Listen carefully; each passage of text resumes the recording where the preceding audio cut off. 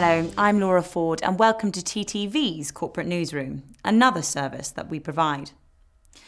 Well, it was relatively good news this morning as top European banks HSBC and BNP Paribas both trumped earning forecasts despite of a dip in investment banking growth.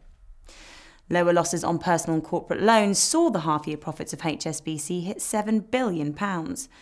Experts warn not to be too hasty, attributing the sharp increase to such a terrible previous year, rather than real progression towards recovery. In our next report, we spoke to Andrew Black, a social media analyst. We asked whether news is moving away from traditional broadcasting to where companies can release important information to investors online and in real time. Andrew, thank you for joining us. Hi, Laura. First and foremost, how are companies traditionally releasing their news on the market? Well, to a large extent, the companies operate very much in a legacy system. They would have a PR company that would generate a press release. They would then seek to place the press release in a regional or a business-to-business publication or a national title. And in many respects, you know, you're dealing with delays, you're dealing with a news agenda which is always behind the times. And it's a very old-fashioned way of doing it. And then also companies would issue brochures and spend a lot of money generating that sort of thing for something which is not interactive and quite frankly becoming more and more redundant. What's the difference between quality and cost of, say, an online newsroom and traditional broadcasting? Well, if you think about what you can now do for a corporate in an online environment, is you can create video now very much the same sort of quality as you'd expect from a leading broadcaster. Certainly digital equipment has really come down in price and quality. And at the same time, you've got the distribution occurring, i.e. the ability of broadband technologies to be in place so you can broadcast out. And at the same time, you've got an audience who view your content over the web or via devices. So the whole, if you like, the food chain of news has absolutely changed in the last few years.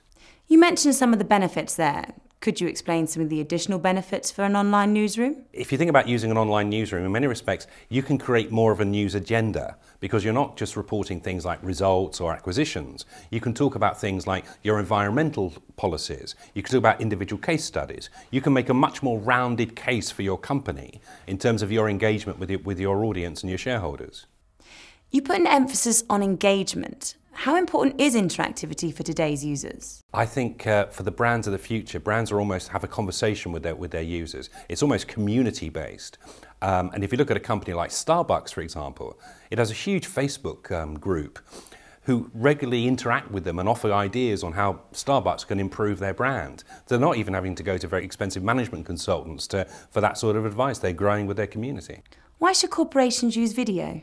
I think increasingly audiences are assimilating information in a much more visual sense as opposed to a text-based sense. Also, video can be transmitted across using broadband and onto devices. So it's a really ubiquitous form of content delivery. And what might be the pitfalls of using video? Well, I think there are pitfalls to it. Content is a double-edged sword.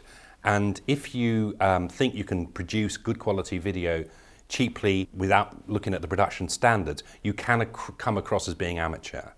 So I think part of this nature is to actually, if you're going to use video, understand the best practice around it and work with people who understand the media. Do you think corporations that don't make use of an online newsroom may be at a disadvantage in the market? I think increasingly their brands will be seen as being very old-fashioned. Also, their marketing departments will be seen as being very traditional and not engaging. And ultimately, that will have an impact on their share price and also their customer loyalty. Thank you, Andrew. Well, if you want to find out more about this or any other matter we've discussed today, you can have a look at our website, www.ttvpictures.co.uk. I'm Laura Ford. Until next time.